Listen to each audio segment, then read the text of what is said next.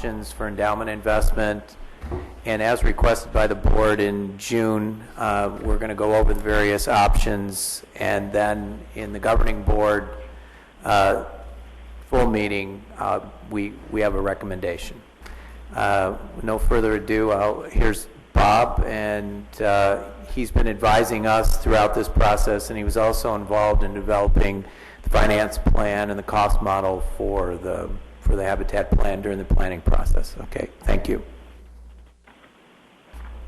Also, Supervisor Simitian is on the line, so he's teleconferencing. Okay, good afternoon, board. Thank you very much for having me. Just a little bit more about me, Robert Spencer. I've been in the public finance, urban planning, what we call urban economics business for about 30 years. Worked for several small, medium, and national consulting firms, serving nearly 99% local agencies throughout the city of California on issues related to growth and infrastructure and funding and financing. I've had the pleasure over the last 5 to 10 years of being deeply involved in developing funding plans for regional habitat conservation plans, including Santa Clara's. I authored the Nexus study that laid the groundwork for the development impact fees charged for your plan. I've worked on plans from San Joaquin County to Yolo, currently working with Placer County on their regional plan. So I'm very happy to continue doing this work for you. I would note that at this point, Santa Clara is out in front of the other plans, at least in Northern California, in terms of wrestling this endowment issue and taking affirmative action on it and dealing with it. The wildlife agencies, as with several policy aspects of these regional plans, they would learn from the last one and then integrate that learning into the next one. Well, when they got to Santa Clara, they realized they really had to require that the endowment start from day one, which really is the smartest idea certainly from a financial and funding perspective. The other plans in California that are moving forward now, YOLO, Placer, are going to be doing the same thing. East Contra Costa has got to go back and, if you will, retrofit their plan 10 years in and add in an endowment. They were adopted before your plan. So that's something they're going to be addressing in the next year. So anyway, your action today could really send a very important signal around Northern California for other plans and the direction that may make the most sense. So happy to present a number of options, discuss the issues with you today. I'm going to summarize my memorandum that's in your packet with slides. I think, shall we keep this informal and take questions as we go? Would that make sense? Yeah, why don't we do that? Let me make sure I can do this in, I guess, the arrow keys, right? There we go. So, post-permit term, in perpetuity costs. Under the plan, you're obligated to fund an annual amount for ongoing monitoring and management of the reserve after the permit term finishes. The entire function of the endowment is to be built over the permit term with no withdrawals taken, so that these costs can then be funded out of the endowment post-permit. The costs will come in at about, in today's dollars, about $3 million a year, supporting about 4.5 FTEs, either in-house or on contract, to fulfill those functions that are required under the permit. So this is part of your permit obligations. Several key assumptions that go into calculating how big that endowment has to be. We're assuming that out of every impact fee paid, a certain percent, about 10%, is going to be squirreled away into this endowment. So you're going to build it as you go. And believe me, just like your 401k, your pension plan, or your kid's college account, you know it's best to do this on an ongoing basis from day one. And that's the same financial guidance that we're following here.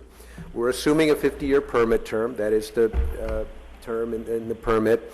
And of course, as I mentioned, no need for withdrawals until the end. And then a key metric that goes into the endowment calculation is what is the net return on investment on those funds over the 50 years. And by net, I mean after all management fees, after inflation, what amount gets rolled back into that balance every year. And this is often called the cap rate. It's a financial metric used by pension planners, endowment managers. It's what you think you're going to get on an ongoing basis after you take out everything else, including inflation. That number is 3.25% now in the endowment model that we used in the Nexus study, which went into calculating the development fees. That's a very reasonable rate, and I'd be happy to go into it in more detail if you like. It'll be coming up at several points in my presentation. You'll see references to that. Now, how do we get to that 3.25%? We're assuming an average annual return on investment of 7.25%. And then out of that, we're assuming inflation of 3% and endowment manager fees of 1%. That gets us to 3.25. I would say these are all relatively conservative assumptions. Certainly, in today's environment, I wouldn't say that they're, way low or high, but I would say, as you would expect when we're building something for a 50-year plan and we're just starting out, when we did this as part of the Nexus study to calculate the fees, we wanted to make sure that we weren't going to underfund the endowment. So I think the 3.25% is reasonable and conservative. Thank you. Before you move on to the next slide, please, 7.25 was the biggest concern I had in this entire report.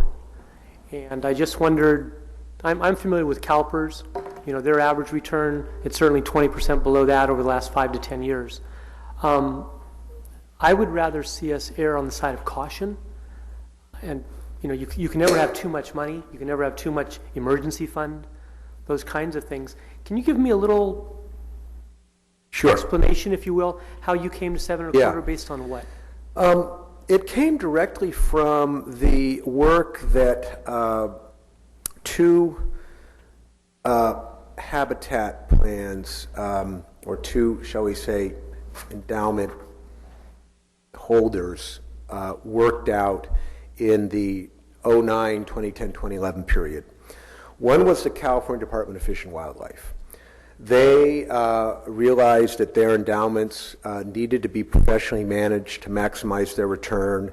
They looked for an entity to do that. They identified one of the options we're actually going to be talking about today, the National Fish and Wildlife Foundation, to manage those endowments. And then through NIFWIF, as it's abbreviated, they came to this return goal of 7.25%. The other entity that played into this was something called the REIT, the Renewable Energy Action Team.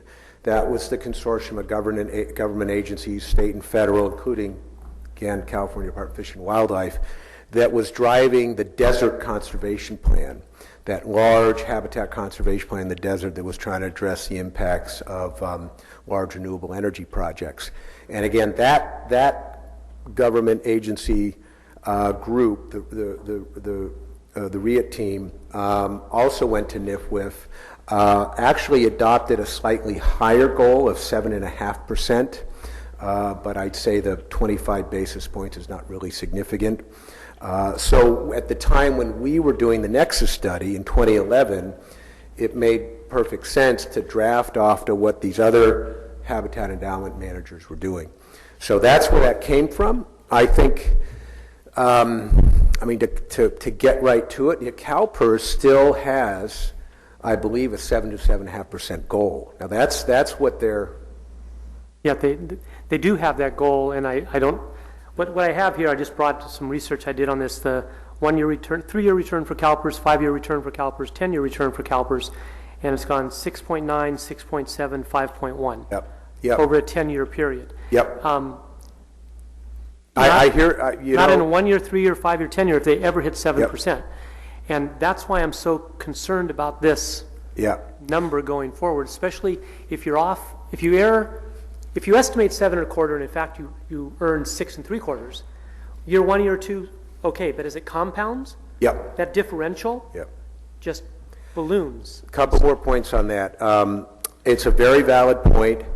There is, I would say, a debate going on in the economics profession and in the endowment management profession whether these historical rates that these are based on, the 7, 7.5, whatever, are going to hold true going forward. It is not clear whether future returns to capital overall in the public markets are going to stay these same rates. And I think you're seeing pension funds gradually bring those targets down as a result in response to those historical returns. So I think I appreciate. I'll just make my final comment on this and stop. Sure. I just wanted to get it out there on the record, express my concern. Yeah, okay. CalPERS can pick the 7.5% number. Oops, we came up short. They get on the phone Right. and call all the cities in the Right. county except for San Jose Right. and say, hey, we came up short. Send us a check for 100,000, 8 million, whatever, Yeah. and they're fine. There's a lot of when CalPERS sets a higher number, all the cities say, oh, wow, we have to put in less this year. But then each year they come up short. Yeah. And the cities then have to take that money out of their general fund from their police or their libraries or the streets or whatever to make up that difference, as does the county.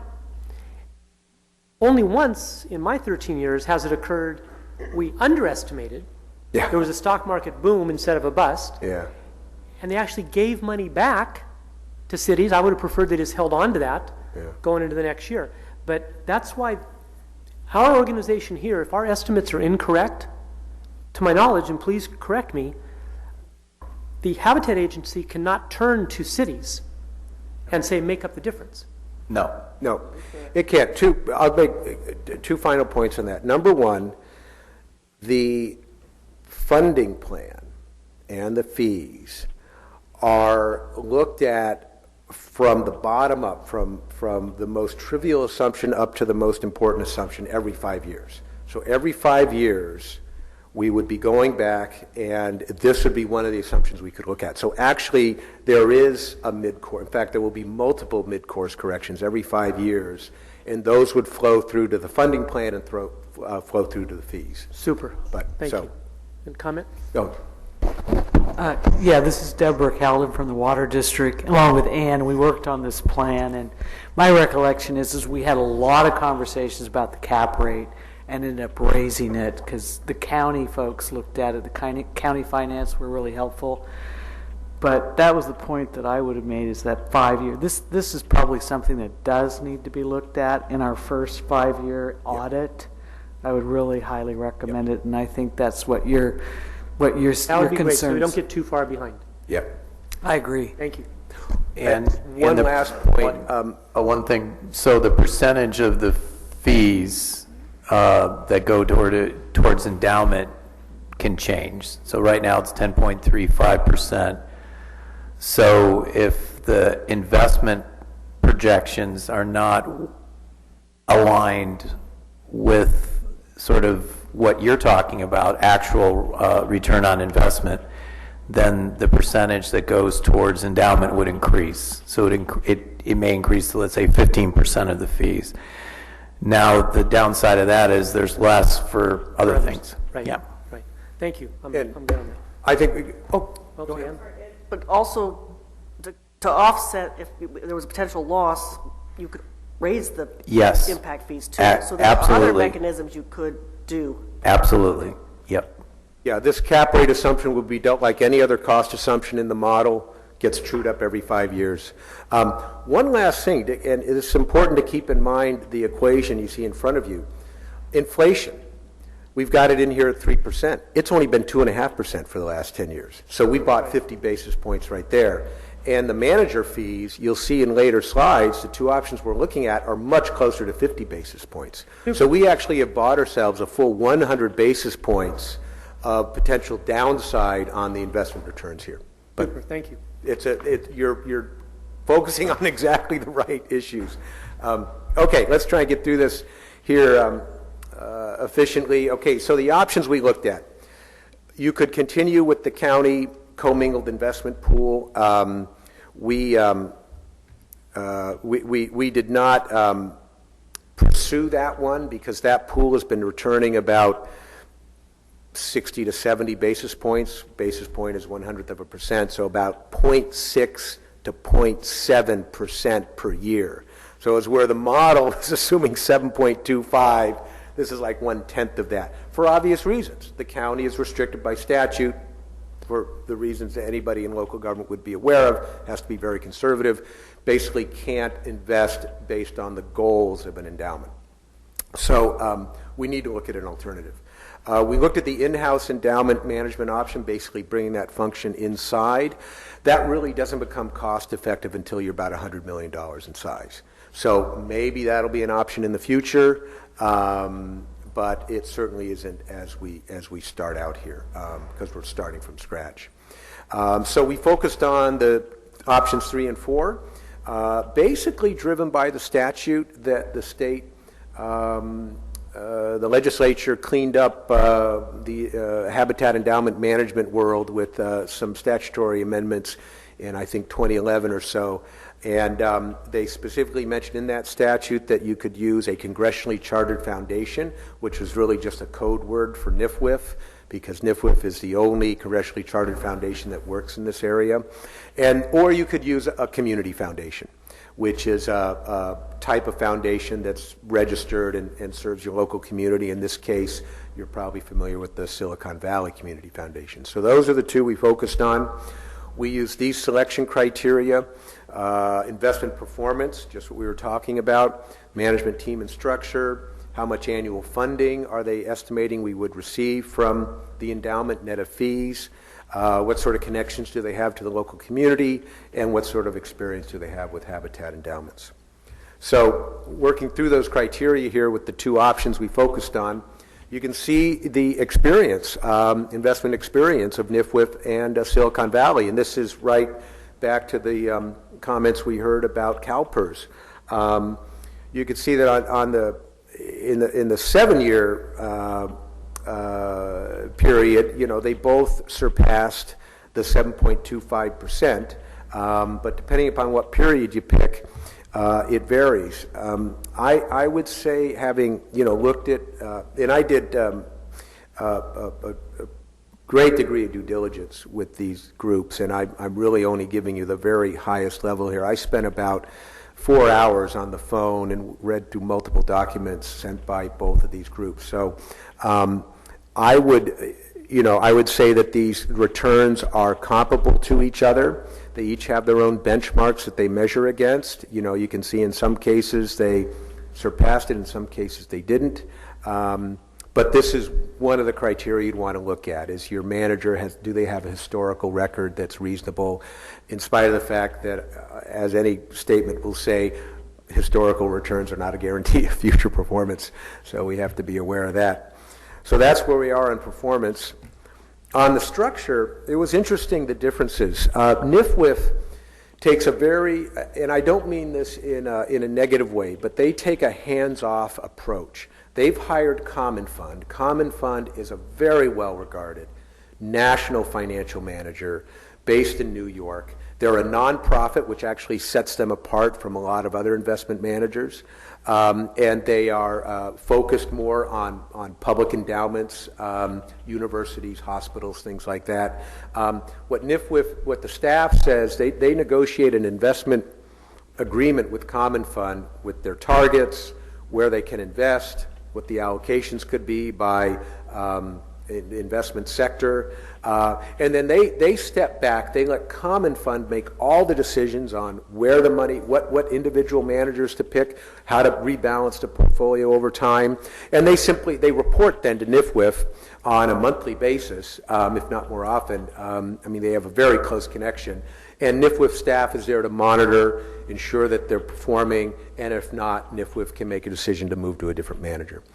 On the Silicon Valley side, it's somewhat, there's more internal decision making because of where Silicon Valley is, being a center of wealth and wealth management. There's actually a board-appointed investment committee composed of some, names that I certainly knew, very prominent and well-respected investment advisors in the Valley, and they work with the Community Foundation staff, and they have a consultant, Colonial Consulting, but Colonial Consulting acts more as a advisor that brings ideas, and it helps advise on who to pick and how to rebalance, but the final decisions really rest with that investment committee.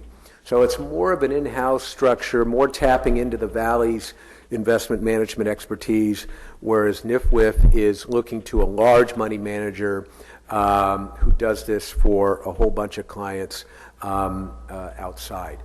Not sure there's an obvious plus and minus there, but it was an interesting difference. On the annual funding, we really wanted to take a look at those endowment manager fees very closely, the fees that NIFWIF and Silicon Valley would charge. You can see what each of them proposes to their clients in their modeling. NIFWIF does estimate 7.25 to 7.5. That's directly out of that agreement from 2011 or so with California Department of Fish and Wildlife and the RIAT team. Silicon Valley is now projecting 7.6%. So again, very close, really hard to distinguish. I used the same inflation assumption for both just to show apples and apples. And then you can see the fees there on the second to last line, nearly the same. Slightly 5 basis points higher on the Community Foundation side.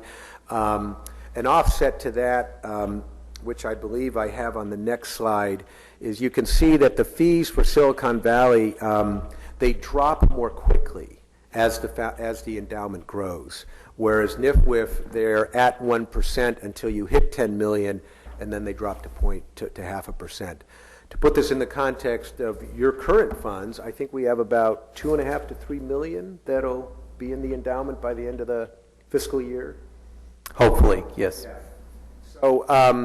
So you're working your way to that 10 million, and you'll unless we have a gigantic downturn in the building cycle, which is always possible, you'll get to that 10 million, that lowest fee structure amount, fairly quickly. But there is a slight difference there as you build up. So that's on the annual funding side. Then we had a couple other criteria that were more intangibles that we wanted to put forward, just again as a way to basically just try and differentiate between these two options. So with regards to connection to the local community, clearly Silicon Valley has that. They potentially open up avenues for additional contributions to the plan, say through private foundations and others, a line item that we actually do have in the funding plan. We have a line item for private foundations to help cover some of the cost of the plan going forward. So they obviously have that going in their favor. On the final criteria, experience with habitat endowments, I mean, this is what NIFWIF does. This is a big part of their business is managing these endowments nationwide, from small, less than $100,000 to extremely large. In fact, they're going to be managing the Deepwater Horizon settlement funds, which are going to actually put them in the billion-dollar category of endowment management. So NIFWIF has that experience, and to the extent that is helpful, I think there's also a judgment call there to what extent that experience will make a difference here in Santa Clara or not, is something maybe we could get into more. So that's what we ended up with on the evaluation. In the end, professionally, I would call it pretty much a toss-up. They're both great organizations. They have very sound investment management teams. They both have reasonable and competitive fee structures. They both have a reasonable historical performance record. And then you get to those differences that I just talked about, connections to the local community and experience with habitat endowments. So I'll stop there and open it up. Questions? Yeah. I have a question. Well, you're the expert. So, do you really not have a recommendation? Because, VTA explored the Silicon Valley Community Foundation. And in the end, for an endowment we needed on a property, we're going to do it in-house. But, we have a whole staff for that. So, I mean, the foundation seemed great. They were concerned about the fees. Maybe we didn't investigate NIFWIF enough. We kind of we're considering them too much in the beginning, or even farther along. But they had some other kind of quirky restrictions or requirements. And at one point, they told us we needed to be a 401c, the charitable thing. Yeah. I don't know. So, I mean, are they pretty much even? I mean, do you not have a recommendation as an expert in this field? I should mention, just to elaborate on the point about the nonprofit, if you go to Silicon Valley, you will need to set up basically a shell nonprofit governed by this JPA so that the funds flowing into the community foundation come from a nonprofit, because that's how their lawyers tell us we can't take monies from a government agency, but we can take monies from a nonprofit. That to me is not a negative or positive. I mean, that's just an administrative, very minuscule administrative burden. But to your main question, well,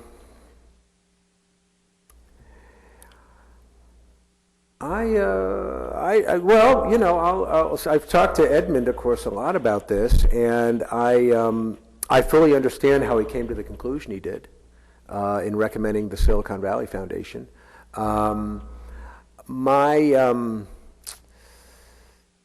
This investment world is so full of pitfalls and also, you know, great opportunities. You really want very experienced people. I can see the advantage of having a closer relationship to those decision makers. You know, the investment committee on the Silicon Valley Foundation appointed by the board. I could see that as an advantage. I think potentially they might have access to certain investment vehicles that a national fund manager may not, but I got to admit, that's somewhat speculative, and I bet Common Fund would disagree with me on that. But I'm only stating that because when you're, you know, in the Valley and given the opportunities for wealth generation from the Valley, sometimes you got to know who to know to get into those deals.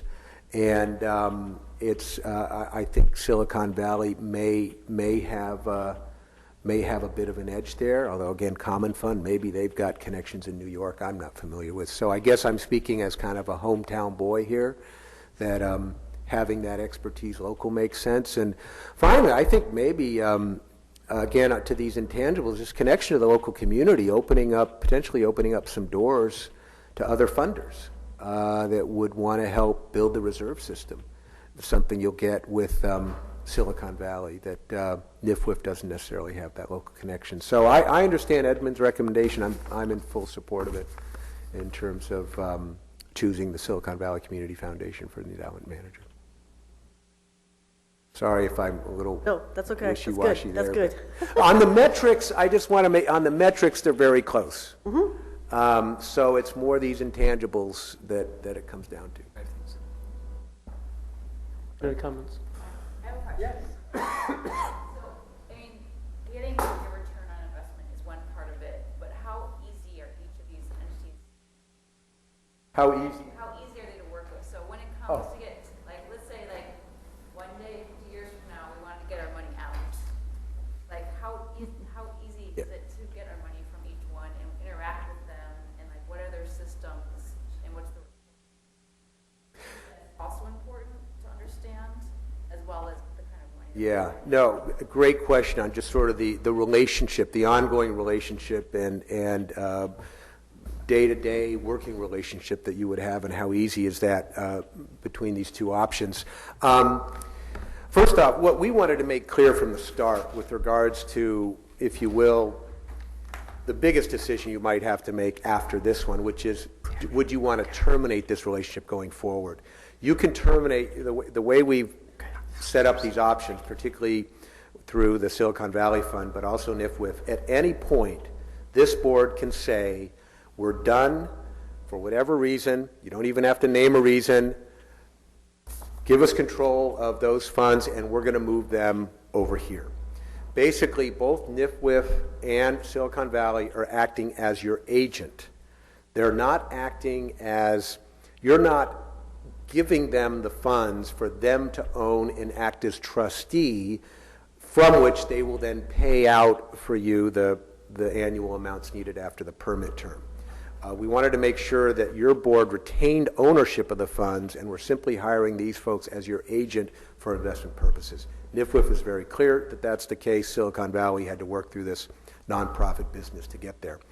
So that's, you can move at any time. With regards to the day-to-day, they're both going to be very easy to work with. We're talking about wire transfer abilities. The NIFWIF has an office in San Francisco, so I got to give them credit for the fact that they are more or less local, even though Common Fund may be based, their endowment manager, investment manager may be based in New York. They're local. NIFWIF headquarters is in Washington, D.C., but they have a local San Francisco office.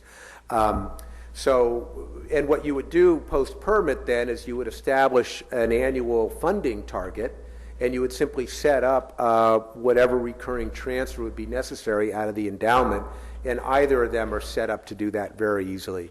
So I don't think there's really any administrative difference, and I think it would be pretty simple for staff to manage. Thank you, and I apologize. Thank you for bringing it to my attention. It's a study session. Anybody else in the public wish to comment about anything on here? Yes, Yeah, Michael. I have a question. In terms of the, what is it, NIFWIF? Yeah. Using common fund. So let's say NIFWIF, their cost is 50 basis points. So then they invest in common fund. What sort of costs or what does common fund take out? Thank you. I should have covered that in the presentation. Very good point. When you go back to this basic formula we've talked about, the 7.25%, and in fact, let me go to the difference between the two funds here.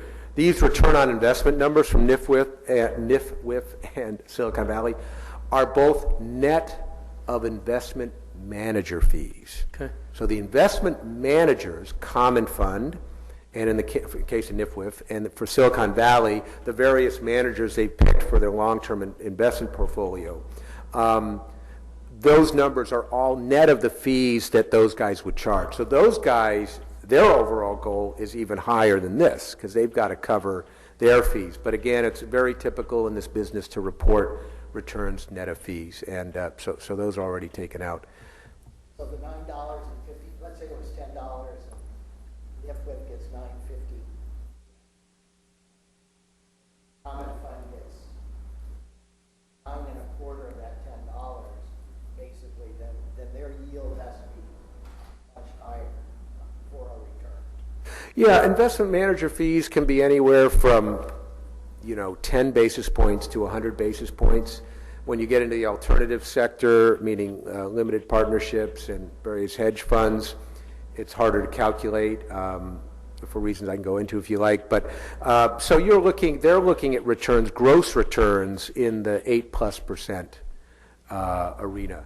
But when you look at a CalPERS report, all these other reports, they're going to report all that net of fees. So I think the numbers that you cited at the beginning are comparable to the numbers reported here as far as return on investment. Yes, please. The district has used NIFWIF before, and it has ways of slowing down some returns, and they have special stuff. But my question has to do with how difficult it is to, and the whole doing the 501, nonprofit kind of filing. And since we are sort of a quasi-public agency as a joint, joint powers, so maybe we need to talk a little bit about that. Do you want to? So I have requested from the Internal Revenue Service what's known as a governmental information letter, which is a free service that the IRS provides that basically says a governmental entity is a nonprofit. We don't know if that will convince the Silicon Valley Foundation that we don't need to go through the exercise of a 501c3. There's also a provision in the United States Code, in 26 U.S. Code, Section 170, which I think basically says that a governmental entity is entitled to deal with charitable contributions and doesn't have to be a formal 501c3. I've not had the opportunity to speak with the attorneys for the Silicon Valley Foundation to find out why they're so focused on a 501c3. But if we need to, we can establish a 501c3. It's not a hard process. It's just like another hoop to jump through. So on the agenda later is the authorization to go ahead and do that, just so that we can, get that taken care of if needs be. So we're trying a multi-pronged approach here. But I don't know what their fixation is on the 501c3 when they're dealing with a government entity. Several of the integrated regional watershed management planning entities, including CABI and the San Leandro Water District. CABI was contemplating setting up a 501c3 last time I was working in Placer County. That's what they were thinking. And they were made up of water agencies and environmental groups. So they had already created a joint powers agency. San Leandro created a San Lorenzo, excuse me. Yeah. I hadn't heard of that water district. Up in Placer County, they pop up all over the place. There's about 10 of them in Lake Tahoe. But the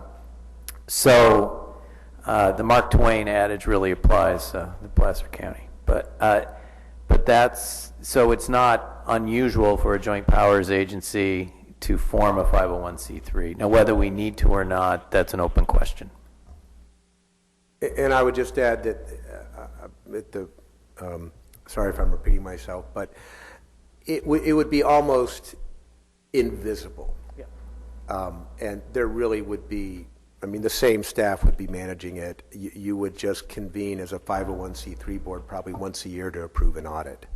And that would be about it. So I would not suggest that this is a hurdle. So it'd be something pretty easy to add on to the other duties of this board already without a big deal. That's what you're saying. And that makes sense. It seemed like a hoop that was almost unnecessary, but that's their problem. Question though. Yes, and we argued with them about this, Bob and I, for quite a while, and it was their attorneys were pretty strident on it, but we'll see if this letter or some more information will change their minds. And Moore Foundation was also pretty adamant about they would need to, any money we would get from them would have to go through a pass-through, but OSA is one of their pass-throughs. So I'm saying, well, so this letter that Valerie's getting may make this a moot point, but I don't know. I'm going to have to get that app that Valerie has that has the IRS code on there. I think that'd be something very exciting. If you're asking for recommendation on what we as a board would like. Yeah, this is discussion and recommendation, then item 5 on our agenda is actually voting on it. Right. So all things being equal, you look at both funds, I think how they're managed, I think is very equal. But for me, it's the fees. And the fact that Silicon Valley has a lower amount of fees. The percentage-wise it seems minuscule, but when you're talking millions of dollars, they do add up. And for a nonprofit such as ourselves, even though we don't have the quote-unquote paperwork, I think that's very, very important. So apples and apples, for me, the difference would be the fee structure. Okay, and Valerie, correct me if I'm wrong, but this being a study session, it's agendized for item 5 to vote on. The most I can ask for here is any further questions, and otherwise we're done. We've received the report. Yeah, because the item is on a formal agenda. Okay, we've got 15 more minutes. Yes, Rose. So is that something, the suggestion we just heard here, to base it on fees, is that something we take up then in the item when we vote on it? If you want to, we've got 10 minutes to do it now. I'd love to do all the discussion we can now to minimize what we need later. Are we making that decision now, or are we're not making that, we're just giving input? So I agree with the comment about fees, because That's really one of the biggest differences, and we're not, as you pointed out, we don't have money coming in from other places, so this is the money we're raising, and we need to make sure that, just like in any investment Lower where the people are fees, the making, better, we need always. to really take a look at fees and try to reduce them as much as we can. I also appreciated your comment about the interest rate and making sure that we have a realistic interest rate, because having been a member of the Police Fire Retirement Board in San Jose, we struggled. Not anymore, I'm not. I hope I'm wrong, but in 5 years, I'll bet we're too high, but that's. And they've reduced it, over time. They've reduced it because they want to make sure that we can attain it, and we know what we're signing up for, and we can make sure we can deliver, the pension benefit at the end of the day. That's what we're trying to do. So this, we don't have anywhere to, make it up. So your point's well taken. Are there any other questions that want to be asked now? We'll open it up to the public at our meeting. I'm not expecting a great deal of additional members of the public to come here for this item, but we'll certainly open it up to them. But if there's anything else we can do, otherwise we're kind of in a 10-minute, I want to start our 3 o'clock meeting right on time. Yeah. So we've got a 10-minute gap right now. Are there any other questions of staff, of our consultant now about this item? Yes, Cal. I just wanted to allow Ed to make any further comments, because you actually gave a recommendation which we can see on the agenda. Yep. But do you have any extra comments or information to share? Yes, and it's sort of detailed a little bit in my staff report. But the idea, given where we are and all we're trying to figure out how to get Google involved with management for burrowing owls at Moffett. Tara and I met with the Moore Foundation a couple weeks ago. So whatever leverage we can get into that world and try to build relationships and networking. They have an annual investor, client, whatever you want to call it, meeting event at the Silicon Valley Community Foundation. And that's something we would attend and try to meet funders, Post also invests their money, so Post in the Silicon Valley Land Trust, Post invests their endowment with Silicon Valley. They invest in the local community with their various charitable programs. So that's what went over with me. Also, the staff we met, at least on the investment side, pretty impressive. They all came from the private sector, and now they work for Silicon Valley. And NIPWIF's great too, but I thought the local edge, and we're part of this community, so I thought that was important. So it was those intangibles and the networking opportunities. Good, thank you. I think that'll conclude our study session, unless anyone else has any more questions. Recommendation. None. That'll conclude. Take whatever break you need, and we are going to start here sharply in 12 minutes at 3 o'clock. Thank you very much. And that's a recommendation. Thank you, Mr. Chairman. Oh, thank you, Sir Vice Committee. Oh, Joe's on the line. There,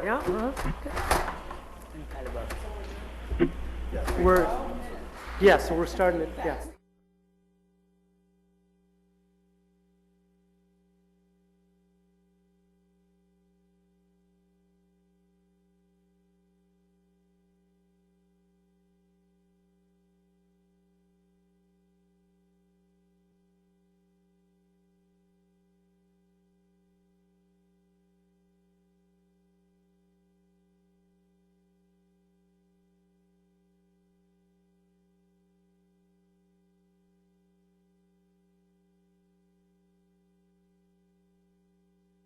This meeting to order, and we just concluded our special meeting, our workshop, if you will, and we are now moving on to the Santa Clara Valley Habitat Agency's regular Joint Government and Implementation Board meeting.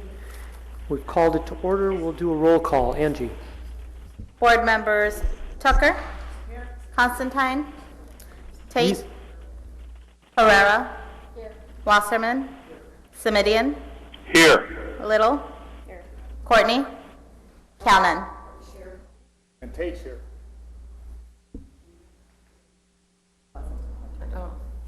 And member Constantine is here, but I think he just stepped in the back. All righty, we'll report from the chairs. I have nothing to add, except the Giants better get going. That's it from the governing board. And filling in for Linda? Deborah Calden from the Water District. I have nothing to report. Thank you. And our public advisory... I'm looking, there's Walt. I was looking for him, he was behind me. Mr. Glines, anything to report?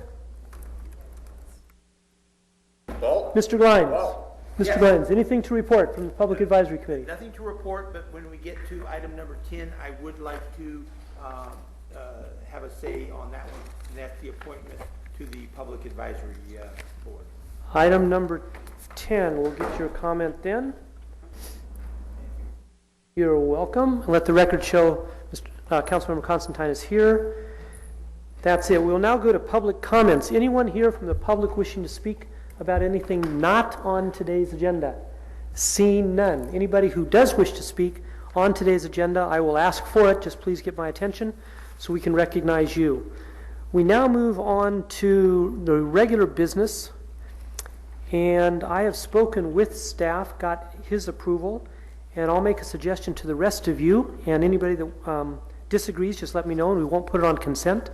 But I would make a motion to put item 1, 3, 4, and 8, 1, 3, 4, and 6 onto consent. 1 is approval of the March minutes. 3 is approval of the June minutes. 4 is the final report for fiscal year 16 revenue and budget, which you all have in your packet. And item number 6 is approval of Central Valley Project Conservation Program and Central Valley Project Improvement Act Habitat Restoration Program application. Second. We have a motion and a second. Thank you both very much. For any implementation board item, we don't have a quorum yet. Mr. Courtney is running late. Mr. Courtney, who's he work for? Oh, yeah, okay. All right, so this is going to be, Angie, a governing board vote, which we do have a quorum. We have a motion and a second. Do we have anyone in the public wishing to speak about items 1, 3, 4, or 6? Just a point of order. Yes. If this is a governing board, you can't make the motion, so we need to make a motion from somebody else. Motion, so moved. Second. But the minutes are meetings of governing and implementation board, is that correct? Yes, so I think what's going to happen here, and Valerie, correct me if I'm wrong, is these are governing board members making a vote regarding the governing board minutes. Yeah. So this is a motion on governing board minutes 3, 4, and 6 on the governing board agenda on consent. 1, 3, 4, and 6. Yeah. Angie, Valerie, does that work for you? So 1, 3, 4, and 6 are all governing board items. 1 is actually a joint set of minutes. Right, my motion includes only the governing board minutes. So you might want to take 1 Oh, we only have one set of minutes? separately. Well, then let's just. Yes, we just, okay. Why don't we take 1 when Rob Courtney returns? He's here. Here he's here. Rob Courtney. So there we go. Now we have a quorum. Okay, I'll put one back down. Thank you. Let's hear the motion, please, Member Herrera. Okay, so it's a motion to approve item 1, which is a joint governing. And is this being picked up on our audio? Can't your original? And items 3, Can't your original do it? 4, and 6 on the governing board. So we have a motion made. That would be consent, all those items. Still a second, Member Tucker? Okay, to put 1, 3, 4, and 6 on consent. No one from the public wish to speak to any of those items. All in favor say aye. Aye. Aye. Opposed? None. That passes unanimously. Thank you. We now move on to item number 2, which is our executive officer's report. Mr. Sullivan. Thank you, Chairman Wasserman. So we got some big news. Just found out today we were awarded a $2 million Section 6 grant. So thank you. Thank you. And this grant is for land acquisition. So, and it will go towards hopefully one of the properties that we'll discuss in closed session. Just And quickly. I believe that amount was hoped for or reflected in the budget? Yes, it was. That's what I thought. Yes, Okay. yes. Good, so we're still on budget. And then other grants, we're going to submit 2 grants to the Bureau of Rec, one for improving the fencing for the Water District property, the OSA Coyote Ridge property, which is enrolled in the reserve system in VTA. And that's one of the grant programs they have through their Central Valley water project. Another one is for land acquisition for $1 million, which, if all goes well, we'll use towards the Richmond Ranch property. And those will be submitted in the next couple days. We also will, now that we got to Section 6, we're going to do a full court press in the Wildlife Conservation Board because they promised us that they would match a Section 6 grant. Wonderful. Yep. And on to the Moore Foundation. Tara and I met with them and had a fantastic meeting. We were scheduled to meet for an hour. We were there for almost 2.5 hours. And they want to partner with us on several land acquisitions, 2 of which will be discussed in closed session. And one that they can approve at the staff level, another that they would have to go to their board based on dollar amounts, very, very similar to the way we're set up. So RGP 401 certification update. What can I say? We had a very, very simple project, the Clara restoration project, which you brought to your attention a few times. And it's automatically supposed to be approved by the RGP. I had to drop the Colonel General card with them on why haven't we gotten authorization from you on this, which is a pre-approved project per the RGP 18. So I let the Colonel know. He was concerned, so we're going to meet with them. They had a staff person who got everything ready before she went on special assignment to Washington, and then everything fell apart when Dr. Allen went back to LA and Sarai went to Washington. It was the same old with the Corps, even though we have an RGP. So we're going to meet with the Colonel. I wrote a letter to the Colonel also saying that we hope who replaces Dr. Allen and Tori White, who are both serving as an interim, will continue to work collaboratively with the regulated public and not continue the shenanigans that all of us in this room have either heard about or experienced personally. Because this was a really straightforward restoration project. We weren't asking for anything crazy here. So we'll see how that goes. On the positive side, things have been going very well with the regional board. Even though we hadn't, they still take a long time to get you your permit. They're very thorough. Some may argue too thorough. But they haven't issued us the permit yet on Calero, but they still allowed us to begin construction without Calero, which I thought was very constructive. And they're starting to see the value of the habitat plan and how it can integrate with what they're doing. I don't know what the outcome will be of them certifying our, doing a 401 cert of our RGP 18.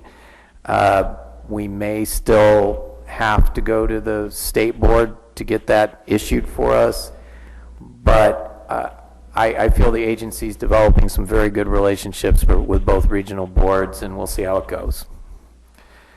Calero, I sort of touched on it a little bit, but I will just mention quickly that construction started on Friday, and Tara Donovan has been doing a fantastic job on that, and she's never done projects like this before, but you wouldn't know that by the way she's been managing it. So she's been doing a great job. And on the grant, I would like to thank both the staff of the agency and ICF, because we work collaboratively to put that grant together. In the future, grants like this will be written in-house, so that's part of the savings of having in-house staff. This is going to be probably surprise news for you all on page 2. The city of Mountain View is interested in potentially becoming a co-permittee. So for issues related to their shoreline activities, so the landfill, the recreation stuff, what's triggering it is burrowing owls. we'll see how that, we had one preliminary meeting with them, which was spearheaded by the Department of Fish and Wildlife, State Department. I'm cautiously optimistic. It would require us to do a plan amendment, but given things that may or may not happen at the water district and things related to the cost of restoration, some clunkiness about the plan, extending the burrowing owl conservation actions maybe into San Benito County, not take coverage but conservation, because there are burrowing owls breeding there. There's a lot of things that are starting to bubble up that may require the need to do a plan amendment. So we wouldn't go out on a limb to do this for Mountain View if everything was going hunky-dory, but there is things that the county and other in the water district and the co-permittees have brought up as either they want additional coverage or they want some changes made to how the plan is unfolding. Nothing serious, but things that do require amendments. We can't just do them through policy interpretations or clarification memos. So we had one meeting with Mountain View and they want to meet again. So just to let you know, and I'll keep you posted as things unfold, and we'll see what happens. They know where the meetings are, right? Pardon me? They know where the meetings are. Yes, right? yes. Okay. Yeah, good point. Yeah, we had quorum problems before, right? So we added a new staff person who is at Water District Water 1 watershed planning meeting today, something that we need to get more involved with, and because now we have this staff person, we are, he is at that meeting today, but I will introduce him to the implementation board in November. So his name is Jerry Haas, and just wrote down some highlights of him. I worked with him in Placer County, and he was a senior planner there, and he worked on a lot of advanced planning and current planning projects. He's got a lot of great experience in working primarily in land use planning, but he's also done conservation planning. And he's going to take over a lot of the responsibilities that had been done in the past, either by the county or ICF. So land acquisition update, we'll just talk in closed session about that. Okay, thank you. Thank you. Any questions of Edmund from the committee? Any members of the public have any questions regarding this item number 2 on the governing board? Seeing none, we received it. That does not require a vote. We handled 3 and 4 on consent. We now move on to item 5, which is in regards to the Habitat Agency endowment. Mr. Sullivan. Yes, so the recommendation here today is to... and for those of you, excuse me, following us at home or here, this is what our study session was on previously. So if it seems to anyone who's not been following us for the last hour and 15 minutes, this was discussed at length over the last hour. You may see us be brief at this point. Mm-hmm. Please. Thank you.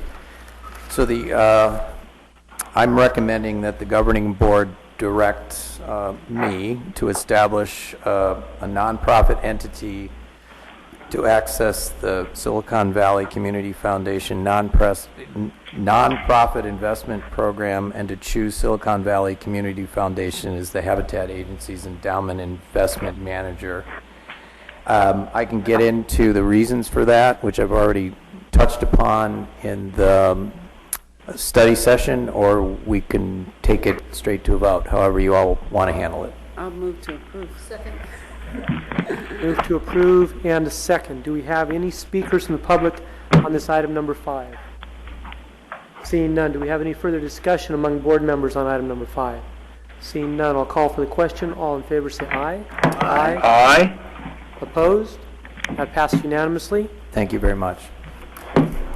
Thank you for all your research, and for the gentleman that was here that thank you very much.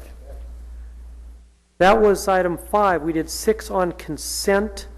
Does anyone have on the board any future governing board? Does anyone here have any ideas they want to have on the agenda to be added at this time? No, if you don't now, that's fine. Contact us anytime you do. If the public will now excuse us, we're going to adjourn to closed session. I assume, Angie, we're going back in that back room there. and we will reconvene.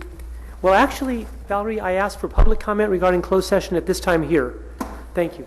So before we adjourn to closed session in that back room over there, does anyone here from the public wish to make any comment about anything on the closed session agenda or any comment at all? Seeing none. Okay, we are now going to adjourn to closed session. We will, when we're finished with closed session, we'll come back out here. We'll have a report out from our attorney on closed session, and then we will begin the implementation board agenda. Thank you. Mr. Simonian, if you could please hang up and I'll call you from the other room.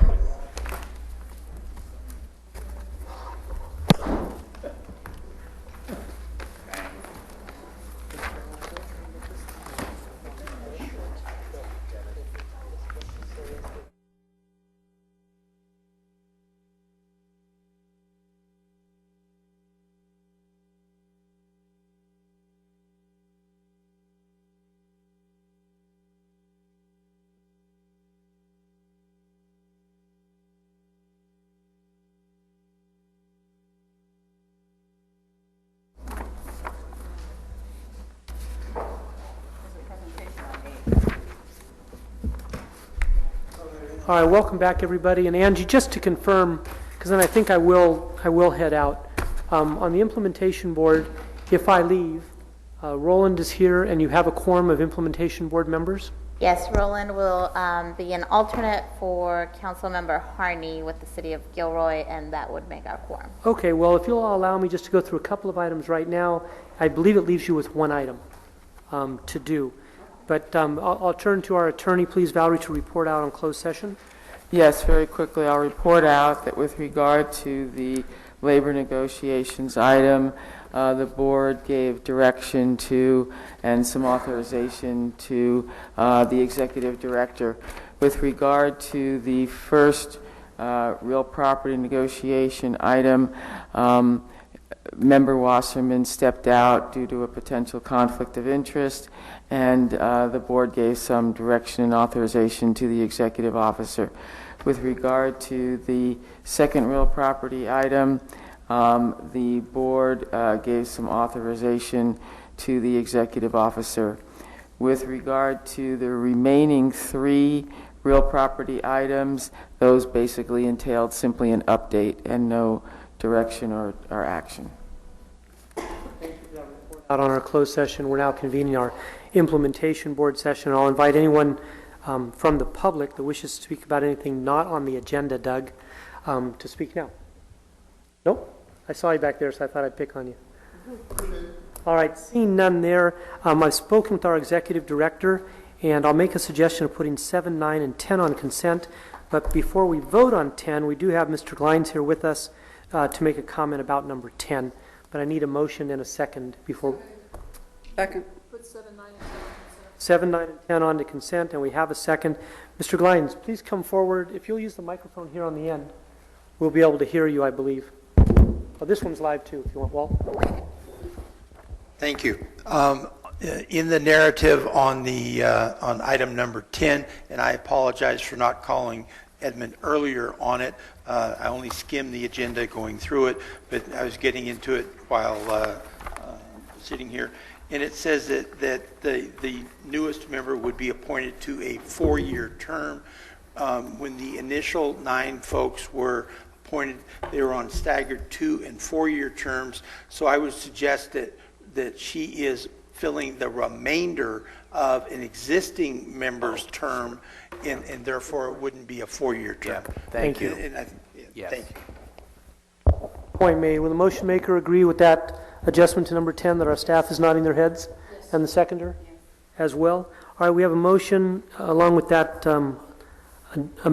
addendum, if you will, regarding number 10 to approve 7, 9, and 10 in one vote. Any discussion? Seeing none. All in favor say aye. Aye. Opposed? 7, 9, and 10 pass. That leaves us to item number 8. And Angie, I believe that's the last agendized item? Yes. Okay.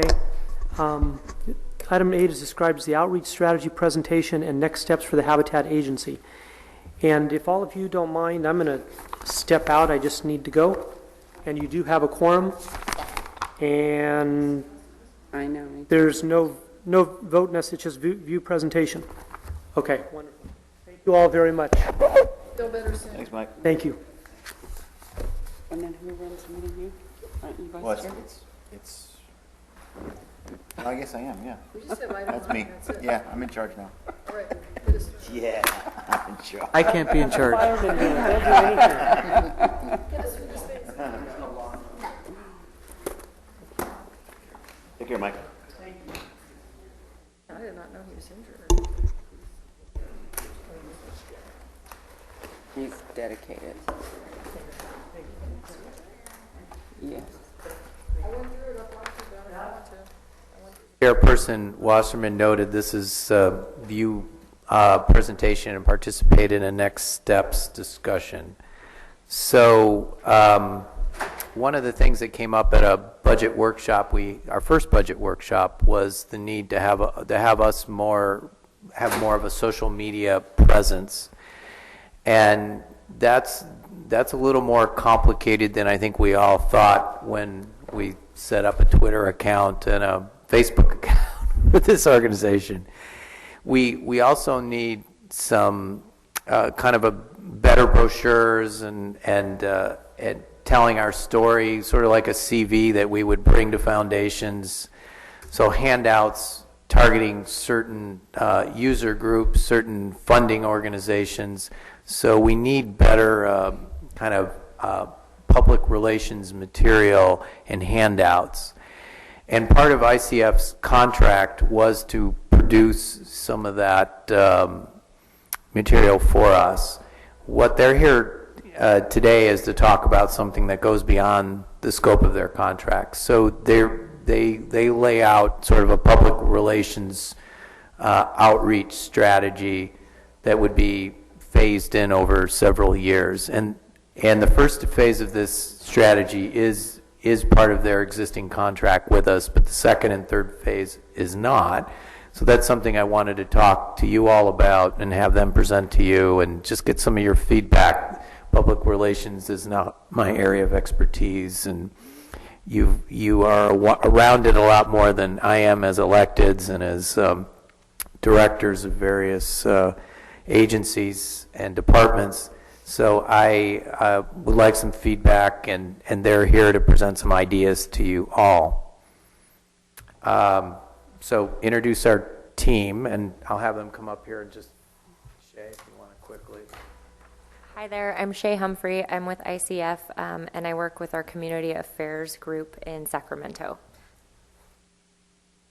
Hi, I'm Charlie Witkowski. I'm a Senior Vice President specializing in social media at ICF. So we're going to review outreach options and recommendations and gather feedback from the board. So what does the plan say? The focus of public education and outreach activities will be to raise landowner and public awareness of reserve management goals, actions, methods, and how the public can support. So need for a communication plan. Now how robust that should be, that's why we're here to talk about that and what your expectations are. And like I noted earlier, not my area. I sometimes downplay the importance of this. I knew I needed some good brochures and some good handouts to do outreach with funders and when we go to Washington and talk to our electeds in Sacramento and in Washington. But beyond that, this is a new area for me, social media and how we will interface with that. Like we had the grant announcement today. That's something that, if we were active in that world, we'd be saying, hey, this happened. So entering the next phase of implementation, we've talked a lot about that in both closed session and open session today. So the plan requires education, outreach, and engagement, and it's necessary for success. So for no further ado, I'll just have Shay jump in here and take it over. Thank you. Hi, so as Ed mentioned, We started talking with him some months ago, and he asked us to just start thinking about what outreach might look like for the agency going forward. So we put together a very draft sort of conceptual plan that outlines some ideas and recommendations, and I'll just walk through those with you here today. So our first step was to really identify the immediate goals of the agency. And we identified those as simply raising awareness, building relationships with potential partnering organizations and others, and cultivating support from the broader public and from the various staff at the agencies and groups that you all work with on a regular basis. We also identified the key audiences that we would want to be reaching out to, and in a lot of cases probably already are, but those are everything from elected officials to the permitting agencies, all the way to the general public.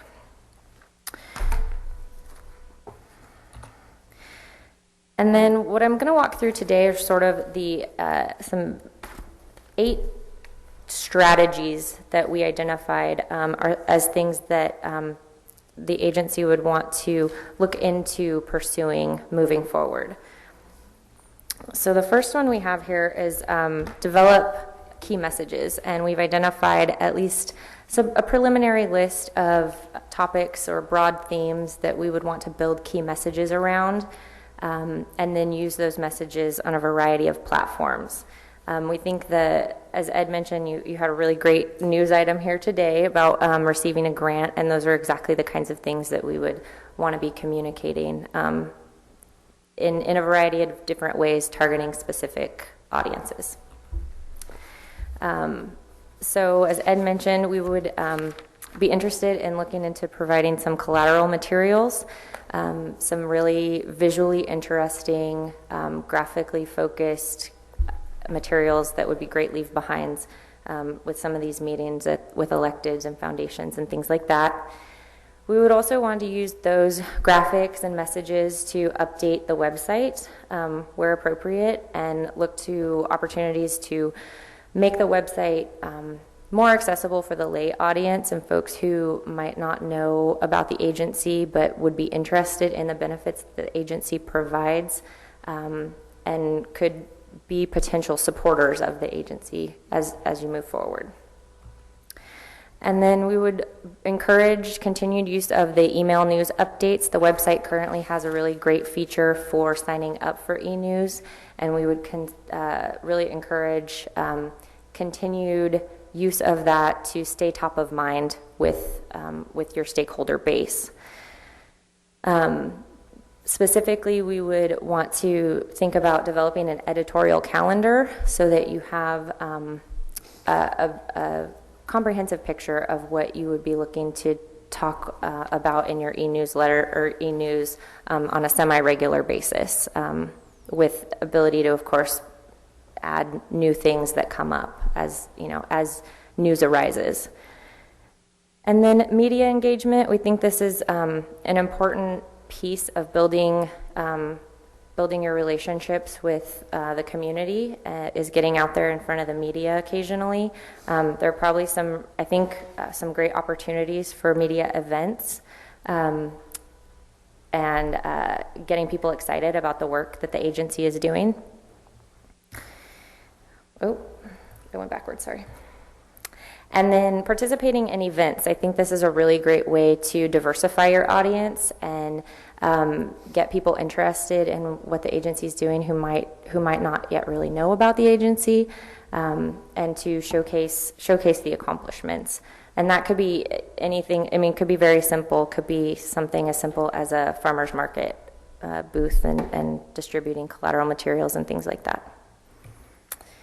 And then we also talked to Ed a little bit about doing a 5-year visioning exercise to really map out where the agency would be going with outreach, education, and communications over a longer term. And we identified at least some preliminary activities that you might be interested in, which include things like goal-setting workshops, interviews with stakeholders, and other things to really get a sense of where things would be going in the long term, and to develop a vision for outreach that that supports where you see the agency going in the next 5 years with the other, meeting of goals and other accomplishments that you foresee happening. And then our folks at Olson also did a little exercise thinking about really big ideas that the agency could be interested in long term, something that could be discussed as part of a visioning process, which would be things like thinking about developing a mascot, thinking about developing a curriculum for schools, sponsoring some sort of local festival or event, or even doing some paid integrations with television or mobile apps and games and things like that. So this was sort of us having a lot of fun with the types of outreach and communications things that are in the universe of possibility. So we want to just at least consider those as well. And now I will turn it over to Charlie to talk more about social media specifically. All right, thank you very much. So as Shay mentioned, I am with Olson Engage, which is the social media PR kind of experiential arm of ICF Olson. We were acquired 2 years ago. Work across a lot of different consumer facing as well as do a lot of different clients, Energy Upgrade California, different things through when it comes to conservation, things like that. So have some expertise and obviously would work hand in hand with the ICF team across this. But really just wanted to quickly kind of walk you through our philosophy and not spend too much time on that, and then get into your guys' specific challenge and what we recommend doing. So our kind of social philosophy is that it can really help build your brand. And in this case, really, what we would break it down to is increasing awareness, just overall public awareness and awareness with investors, a lot of different sectors that we think social could really make a difference for you guys, consideration. So versus other organizations, why do you guys really stand out? And then community, this is obviously a passionate area with a lot of different, whether it's consumers, politicians, investors, there's a lot of conversation out there in this area, and how do we kind of put ourselves there and make ourselves stand out? So this is a fun one. So a lot of social can be really daunting because it's shifting quite a bit, and there's a million different channels, a million different ways to go at it. So we try to kind of cut through that with a way that makes sense and is also scalable. We realize that every organization, company has a different level of investment that they can make, different priorities. So this is kind of our philosophy. So Olson Engage has this thing called right size engagement. At the end of the day, it's a scalable approach that lets you factor in different budget points and make sure that you're using your money the most effectively as possible. So right insight, and we'll get into kind of how this comes to life when we talk about you guys specifically. The right audience, we obviously don't want to be speaking to people who, in social it's such a broad, you can shotgun blast and get to a lot of different players that aren't relevant. So we want to make sure we nail that down and focus it right place. So when it comes to channels, as you saw on the last grid, there's probably 40 different communications platforms that are viable right now, but what makes the most sense for you guys? Content we can talk to, and then timing is really important, and then of course investment. So we'll just walk through. We have a lot of partners in this space, and we might not get to, 2 of these, let alone all of them, but point is there's a lot of different technologies, things we can build into the back end to effectively measure the success of a campaign like this, or to make sure that it's effective when you're actually rolling it out. So it's a very technical space sometimes. So as was already mentioned, kind of where you're at right now. So there's a couple primary social channels that are set up but are largely inactive. And I'd say that in this space, that's already better than some of the other players, but there's obviously a lot more that we can do. So where we'd recommend taking you guys as a next step would be to restructure those social channels, and we'll talk through that in a little bit more detail. And then also figure out how we can create a stream of ongoing content. So whether it's Google or Facebook or any of these channels, having relevant recent content is going to be really important for you guys for a lot of different reasons, and we'll spend some time on that. And we know that's also not always an easy thing to do. There's not always great announcements like there was today. How do you keep that always on approach when news isn't exactly, breaking news isn't exactly flowing through the door every day? And then also you guys are in an interesting category where there's a lot of different agencies, friendly, competitive, but how do you kind of work in that space effectively? So this is our kind of 3-tier recommendation to get started, starting with a social media audit, which we, especially in a space like this that's very complex and changing quite frequently, to make sure that we have a good handle on really what's out there, who are the important players, and I mean that not only in like the people that we know, but who's really driving conversation and making a mark in the space. Then education agency integration. So, our goal here would be to arm this organization and partner organizations to continue to effectively execute in social. So giving you kind of the plan and recipes so that can be a continued thing for the agency.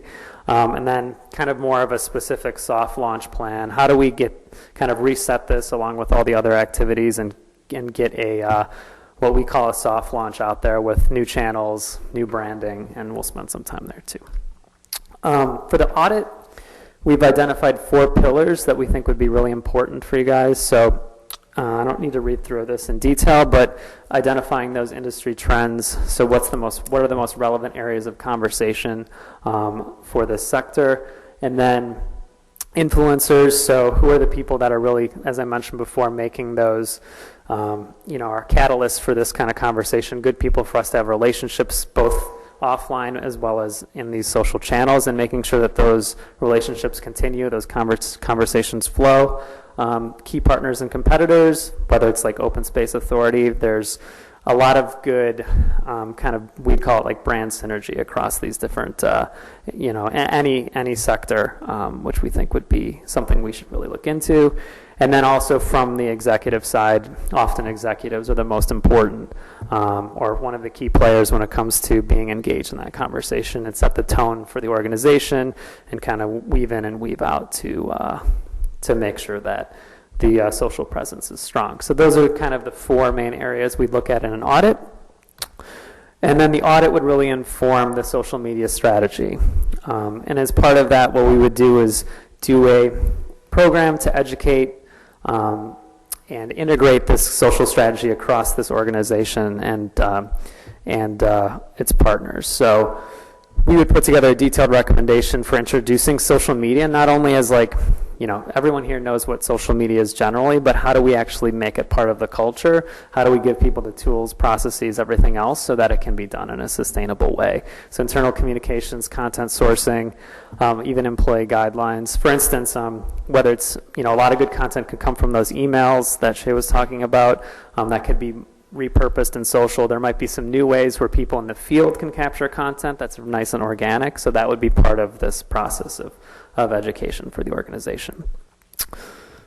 And then the soft launch that I referenced before, there's a couple logos up here. Again, we know the timing for this could be a couple years out. This could be an ongoing process, so this is by no means the recommendation, but as an example, the soft launch would include kind of refreshing that branding alongside brochures and everything else to make sure that you have a really nice public-facing perception in social, and that the channels are relevant and engaged, and then making sure we have a consistent tone in social that really speaks to the organization's purpose, is consistent with all the other marketing, and is out there engaging with the community in social. And then making sure each of these channels that we decide that if they are strategic, have their own specific identity, and it's understood within the organization, what Instagram is. For instance, just off the cuff, Instagram is a great platform for visually compelling stuff, not as much financial funding announcements, but a perfect platform for something of this agency's purpose to really show why it's being done, why it matters, whether it's burrowing owls or other causes. We think that's a great thing just to drive that awareness and really show the public why a lot of this is being done. And again, these are just a couple examples that would be determined through the audit and the education. And you can see from some other U.S. Department of the Interior, how that's kind of done. And again, I want to emphasize that the goal is to make this so it can be done on a sustainable basis, so that you guys can be present in the community, so that there's a frequent stream of news, and it's done in a sustainable way, that no one forgets who you are and why you're doing what you do. I think that's pretty much it.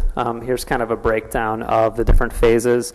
Again, this is very, very rough, very high level at this point, but wanted to give you guys a little bit of a range of how that would usually flow in the costs. I think you're back up. So, and I think Ed mentioned this, also we recognize that not all of this can be done right away. So we looked at these different strategies and thought through kind of what an approach might look like. And we think phasing various elements of this would be a wise approach.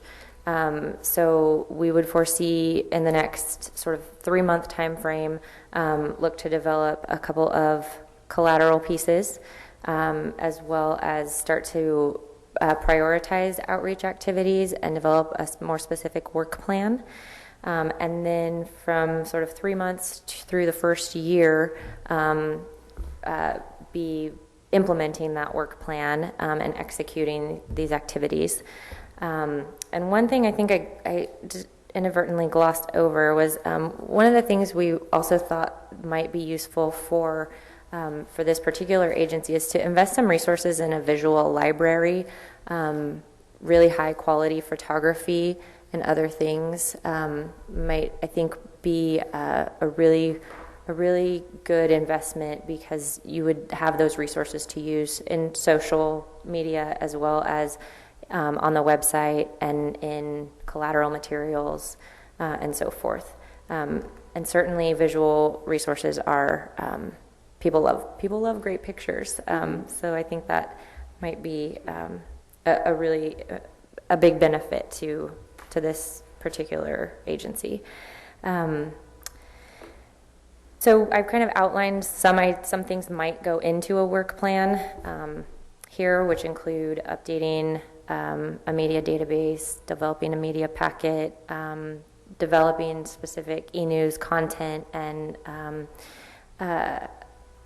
editorial calendar, and then identifying a couple of events to participate in, and updating the website.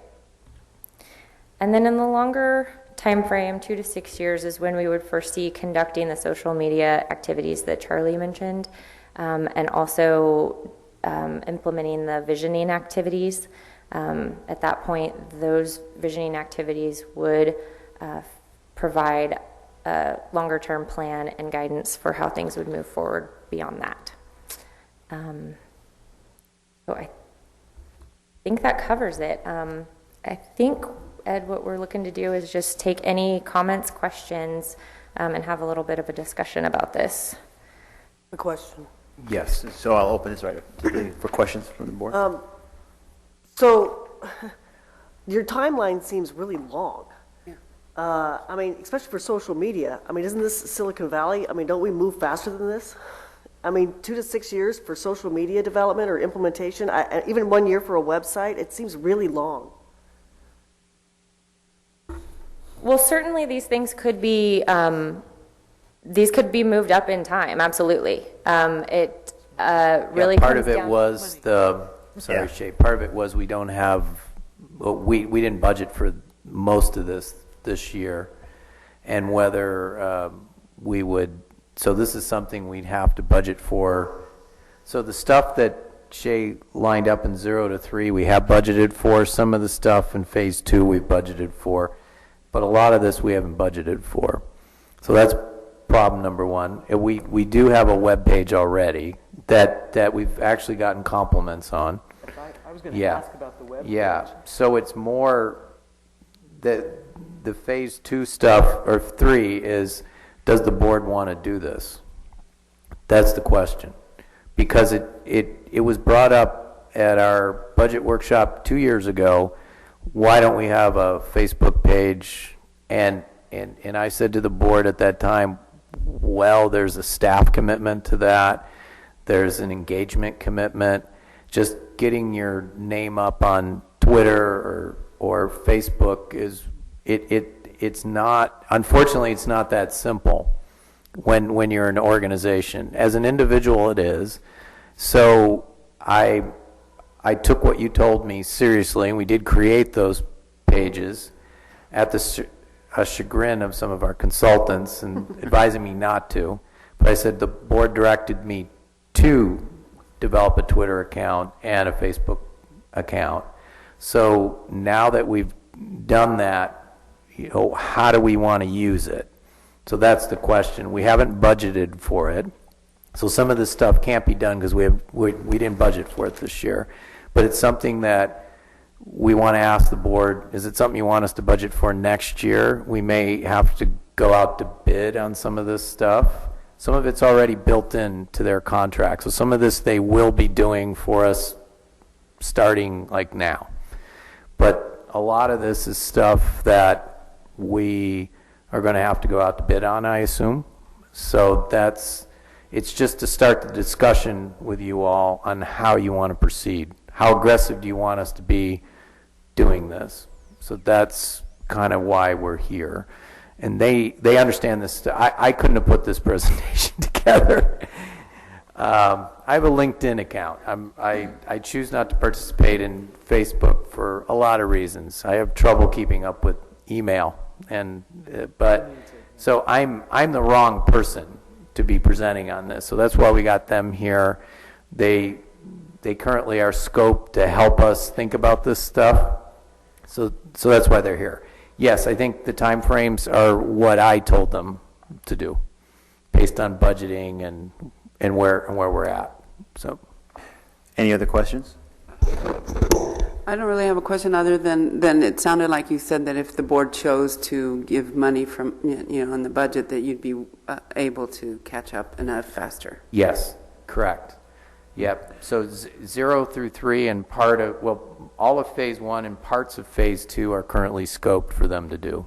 So. Well, you definitely need collateral for you. And yes. Yeah. Phase 3, we never scope for that.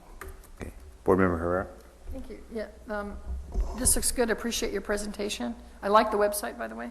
So I had a couple questions. The library, the photo library, would that be people taking pictures or using stock photos out there, or how would you envision that? Where do you want to go? You could do it a couple different ways, I think, because of the unique geography and the specificity of this area. You'd probably want to do some photography, some custom photography, and that can be done fairly cost effectively. And I know from a social perspective, that is increasingly the way to do it because it's more authentic than using the stock photography. So I would recommend kind of creating your own stock library, which again could be done in a way that it could be leveraged across email, social, and all these different channels. But that would be my recommendation from the creative side. Okay. And I think as time goes on, there'll be more budget for getting this stuff done. But I like the fact that you're getting some of the initial things done that they're already paid for, and we're going to move ahead on them. I appreciate that. Is there any thought on down the road, and I don't know how many years this would we ever want to have someone in-house that can just do some basic marketing things? I know even in my office I have someone that handles Facebook and all that. They handle newsletter. One person handles all of the things, and probably not to the level that you're talking about here, but I would think you eventually want somebody in-house that can do some things. And when would we think about that? And we have to make any decisions. I just want your thoughts on it. Yes, I agree with you, Rose, absolutely. Question? I don't have a question, I have comments. Do you want questions first? Just do questions first and then open it to the public, and then we'll do discussion afterwards. Any more questions? Question. And because I'm sort of like Ed. In fact, I'm very much like Ed. I have LinkedIn. I've forgotten my password. I get all these things all the time. But I, like Councilwoman Herrera, am very impressed with the website. and I use it, and my staff use it a lot. And before we launch on those other things, which I actually, they seem to be evolving so fast. I would like to make sure that we maximize our use of the website and its utility, because my feeling about this is a permit. First and foremost, it's a permit for the developers and for people, and I mean it has value for the overall public that we want to get out there. But again, the value, the real important value is that we have the ability to clear our work and make sure that is really, really, really critical piece. I would hate to lose that aspect of things. So I don't know if we have information on our website and about the utility of it and about, sort of gathering, A, and then B, are we working with our public group? And, what are their thoughts? Because that's the place I would really like to hear from. Yes, we've made a lot of improvements, but it's been like Jill and I sitting down with Simone and other people at ICF saying we need to make this a little easier to navigate in this. So the changes have been more cosmetic and trying, but I think looking at the webpage and is it doing what it should do is an excellent question. It's a work in progress, I would say. Well, I would hope that would be part of this. Yes, it would be. Yes. Any other questions? Yes. I'll see if I can make this a question, or it might be sort of a comment too. It sort of goes to the previous comments, I guess, that as we think about, the role in social media and just the sort of community engagement or public information strategy, where do we want to position ourselves? Is it primarily related to the interactions we have related to these tools as we communicate with partner agencies, common staff, the developers, others, whoever's using sort of our services, or do we want to move into more of the direct public interaction? I guess personally, I don't feel like we're ready to do that yet. I'm not sure if it's sort of core to our mission, and as you said, it would require to maintain sort of that level of interaction requires a lot of commitment to stay engaged at that level. So that's just both a question and a comment. Yes, that was my concern. I didn't vocalize it very much at the workshop 2 years ago, but I was concerned by jumping into this world without a staff person assigned to managing that world. But I do think it's important for us to interact with Sacramento and with Washington and with the foundations. So that I think we need to do a better establishing our presence. I think we have to do that, both to ensure that the permit is not put at jeopardy by actions of the state and federal governments. I didn't even get into the whole regional conservation framework stuff with you guys that both myself and fellow HCP, NCCP implementers were very concerned by this legislation that was being pushed by Conservation Strategy Group and the Nature Conservancy. We were concerned that it was going to undermine NCCP implementation, and we did a lot to ensure that didn't happen. So when John Hopkins, who's an elderly man, disappears, how do we still engage with making sure that there isn't legislation or funding initiatives that undermine this? As people have said, the NCCP is the gold standard of conservation planning in California. So, and making sure that we work, so getting the message out there and what the message is needs to be done. The public thing, you're right, Rob, it's more that's what county parks does, that's what the OSA does. But how do we fit into that and complement that? I don't know. Any other that was my concern too, is the water district, we do a lot of outreach just like county parks, and making sure we're aligned and not stepping on our toes would be nice. I think this is the beginning of a conversation about how to do that, and I don't have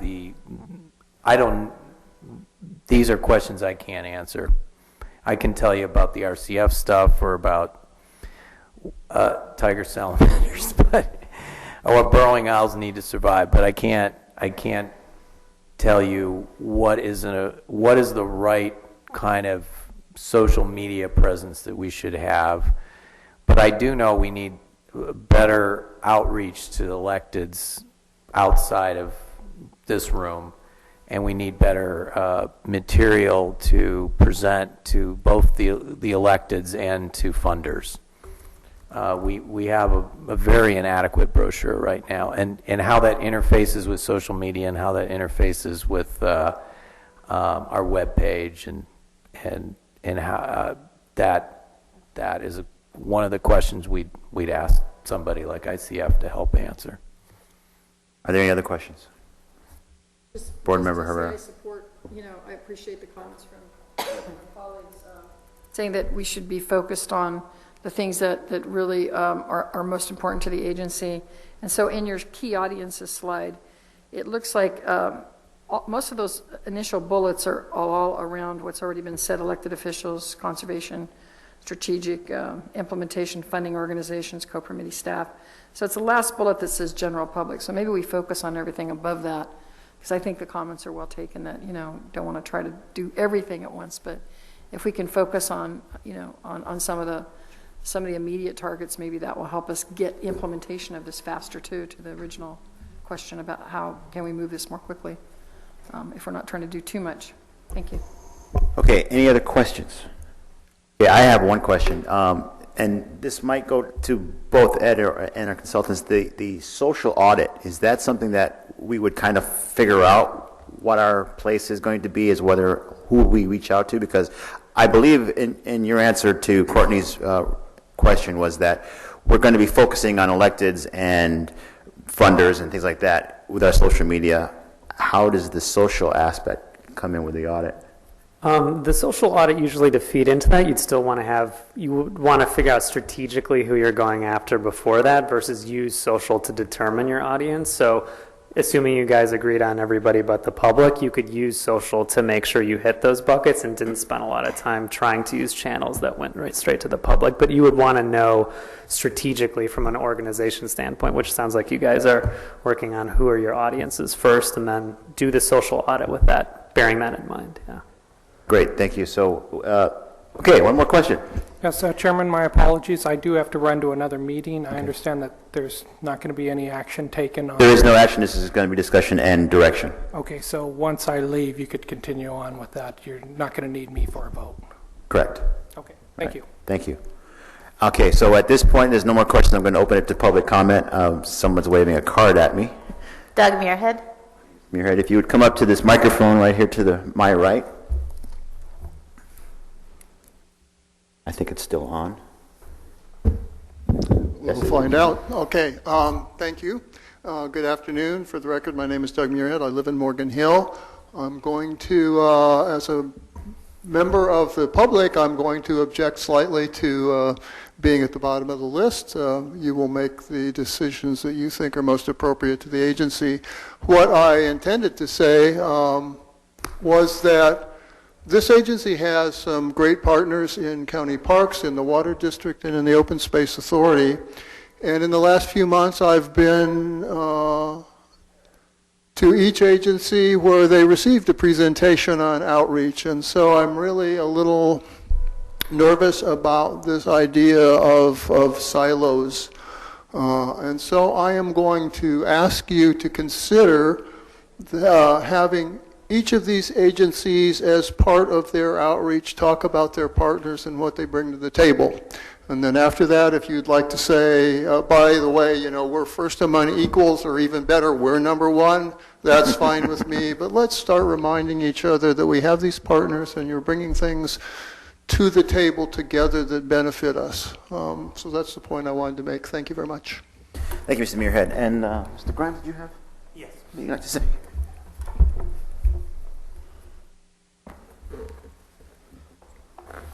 Walter Wolf Kleins, and I am chairman of the Public Advisory Board of the agency. We were having a lot of trouble finding an applicant or applicants for an opening on the board.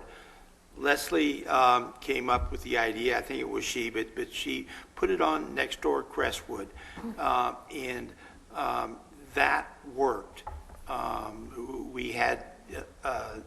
We did interviews with, we offered interviews to 3 people, and we had 2 outstanding candidates. The water board today or yesterday just joined. VTA is a regular contributor. This is, down and dirty stuff. Doesn't take a lot. It's like a condensed press release, but that worked on the board. The work at Clara, can be something like that. And so there's lots of little simple things where it doesn't take a whole bunch. I think in the long run, it'll be yes, but again, who's our target audience at this time? And Edward, I would think that you may want to bring it to I think we meet in November next, because Danielle, our newest member, is a near expert in this kind of stuff. And there's, it's, yes, we need to do all of the above, but, in what phase? Thank you. Okay, is there any more public comment? Seeing none, I'll close public comment and open it up for discussion. I think we pretty much took care. Oh. Yeah, well, I wanted to just say that I remember sitting in these meetings when we were creating this agency for a couple of years and listening to constituencies who knew they were going to end up paying into this agency be concerned about how we spend our money and not creating a huge bureaucracy that spent the money on things other than acquisition of land. So I agree with you about the fact that it's a permit first. I do think that collaterally there are all sorts of cities and other government entities all over this county that pay for community engagement programs and have networks already set up. The note that we sent out that ended up in Nextdoor, the city has a regular email place where we start of 13,000 addresses, businesses, entities, agencies, etc. And we send something through that vehicle every single day.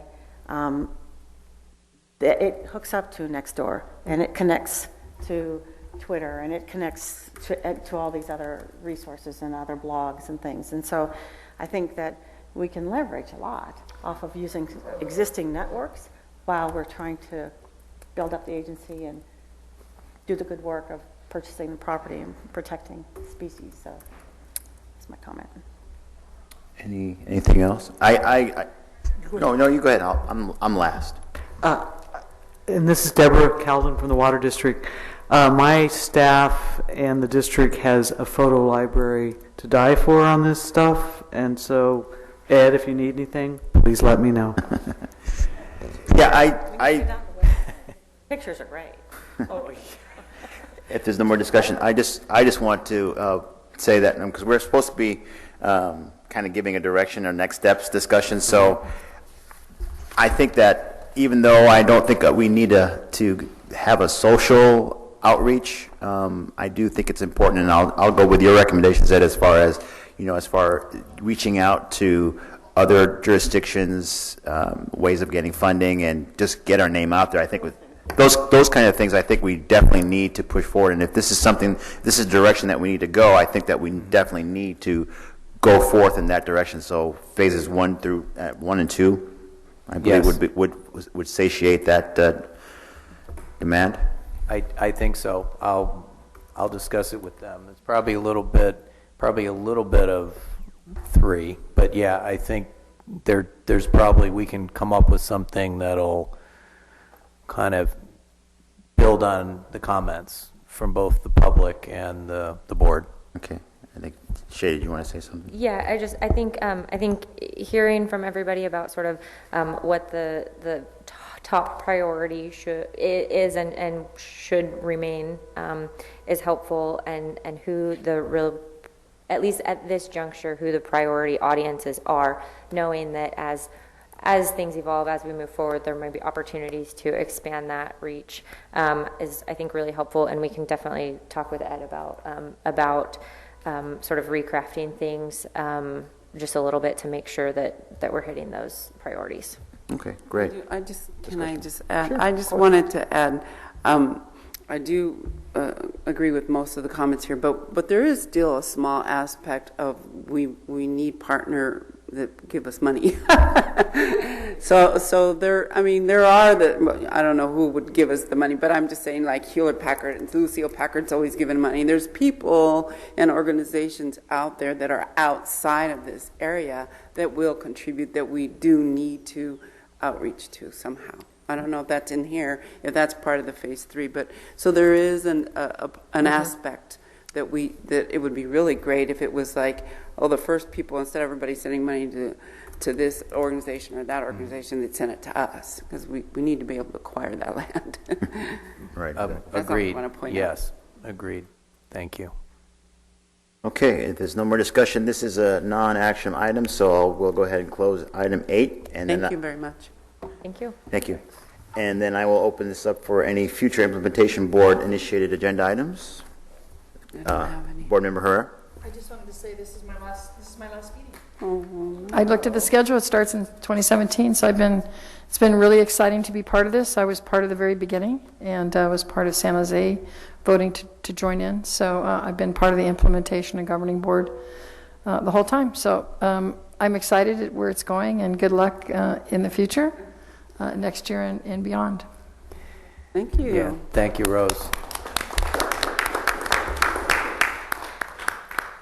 All right, with that then, we'll adjourn the implementation board. Okay. Next time. Thank you. Well, good luck, Rose. What is this? Mm-hmm. San Jose Chamber. What is it?